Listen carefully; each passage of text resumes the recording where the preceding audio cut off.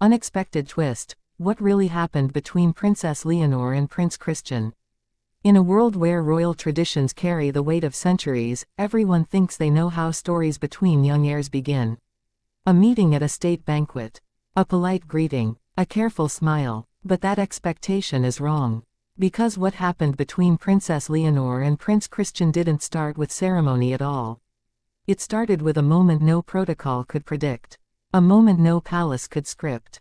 And everything you assumed about their connection is about to be challenged. Most people believe royal lives are smooth, polished, gracefully predetermined. But the truth in this imagined tale is far more complicated, far more emotional, and far more human. Because in this story, nothing unfolds the way anyone expected. From the very beginning, Leonor felt the pressure of a life already mapped out for her. The future Queen of Spain, raised under watchful eyes, every step measured, every word documented. Christian, on the other hand, grew up in a palace filled with warmth, yet overshadowed by expectations of strength, stability, and public perfection. Both heirs, both young, both carrying destinies that seemed to leave no space for personal truth. And yet, somehow, those destinies collided. Their first encounter in this imagined world didn't happen in a throne room or during a formal dinner. It happened behind the scenes of a diplomatic event in Oslo. Leonor had slipped away for a moment of breathing room, drawn to the quiet of a side corridor lined with portraits of monarchs long gone. Christian happened to be there too, adjusting a cufflink, quietly rehearsing the speech he'd been asked to give. Two young hearts, overwhelmed by the weight of expectation, found themselves standing in the same quiet corner. Leonor spoke first. A simple comment about the echo in the hallway. Christian responded with a half-laugh, explaining he'd been practicing his speech for hours only to forget the first line. For the first time that evening, both breathed freely. No cameras, no advisors, just two people realizing that someone else understood exactly what it meant to live a life not entirely their own. But that moment sparked a chain of events neither family had anticipated. In the days that followed, they exchanged messages through official channels, always keeping things formal but with a warmth that couldn't be hidden. Then came shared events, joint appearances, quiet conversations between speeches. Their connection grew slowly, like a secret melody they both recognized but didn't dare to name. And yet, nothing remained unnoticed within royal walls. By the time both families realized how close they'd grown in this fictional telling, whispers had already spread among advisors. Leonor's parents, protective and deeply aware of her responsibilities, worried that an emotional bond could complicate her path. Christian's family, equally devoted, feared that a cross-border relationship could cast political shadows over both monarchies. And so tension began to rise, softly at first, then steadily, like a hidden storm gathering force. Still, Leonor and Christian continued to meet quietly during state visits, never alone, always surrounded by ceremony, yet always finding seconds of realness within the rigid frames of royal life. They learned how similar their worlds were, how their fears mirrored each other, how their hopes, simple ones like choosing their own future, felt strangely rebellious. But the real twist came during a winter summit in Copenhagen, a moment that would change the way both families viewed their connection. A sudden misunderstanding unfolded during a closed-door cultural roundtable.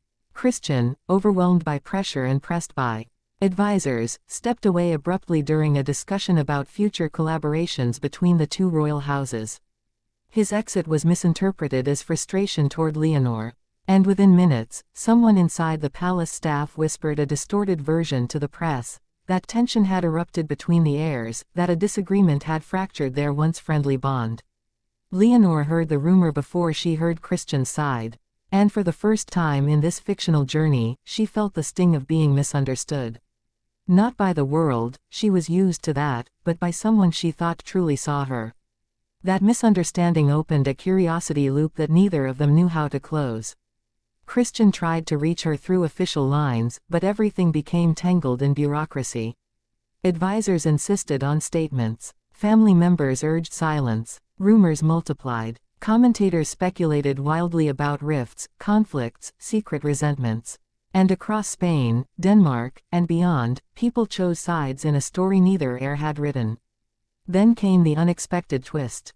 During a private reception at Amalienburg Palace, Leonor arrived with her family, prepared for a cold, formal evening. She expected distance from Christian, maybe even awkwardness.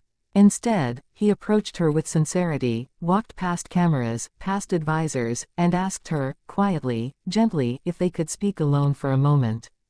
It broke every rule of protocol, yet felt more honest than any choreographed moment they had ever experienced. In a small library room filled with old maritime maps, Christian explained everything. The pressure, the panic, the misunderstanding. He admitted he'd stepped away because he felt overwhelmed, not by her, but by the burden of expectations crushing from every side. Leonor listened, her initial frustration melting into empathy. For the first time, both understood they were fighting the same invisible battles, only from different palaces. Their conversation that night lasted nearly an hour. They didn't argue. They didn't dramatize. They simply spoke as two young people trying to navigate impossible duties while longing for something authentic. And by the end of the conversation, what had once been a quiet connection became something deeper, an understanding neither had expected to find. But royal life never allows moments like that to remain untouched. When the families learned of the private meeting, concerns skyrocketed. Advisors warned about headlines, political analysts cautioned about implications, and senior royals worried about narratives spiraling beyond control. Some argued for distance. Others suggested using their emerging bond to reinforce unity between two monarchies. Everyone had an opinion, except the two people actually living the story. As weeks passed, Leonor and Christian found themselves pulled into different directions. Yet the more distance their families tried to create, the more the bond felt undeniable. Not dramatic, not scandalous, simply human, a connection born from shared responsibility, mutual respect, and a longing to be seen without titles. Each event afterward became a puzzle of careful glances and subtle gestures. Audiences sensed something, though never enough to confirm anything. Commentators speculated, supporters hoped, critics dissected every step. And both heirs learned the difficult truth of royal emotion: sometimes the heart is loudest in silence. The final turning point in this fictional narrative arrived during a charity gala hosted in Madrid. Leonor delivered a powerful speech about youth leadership, speaking of courage, responsibility, and the importance of empathy. Christian, attending as a guest, watched from the front row. When she finished, the applause was thunderous, but his expression, soft. Emotional, proud, was what caught her eye. And in that instant, she understood something profound: their story wasn't about romance or defiance. It was about two young people choosing understanding over fear, compassion over duty's cold edges. After the gala, their families met privately. No confrontations, no accusations. Instead, an honest discussion unfolded about the realities of their lives. And for the first time, both heirs were invited to express what they wanted, not as symbols but as individuals. In this imagined world, that conversation didn't solve everything. Royal duty is too complex for simple endings. But it created a path, a respectful one, where connection and responsibility could coexist. A path where Leonor and Christian could grow, learn, and support each other without the pressure of expectation defining every step. And that is the unexpected twist this story reveals: not scandal, not conflict, but understanding. Not forbidden love, but a quiet, steady bond formed between two young hearts navigating a world that rarely allows vulnerability. What really happened between them in this fictional tale wasn't dramatic at all. It was human, real in feeling, even if imagined in narrative. A reminder that behind every crown is a person longing to be known, not as a symbol, but as someone who matters.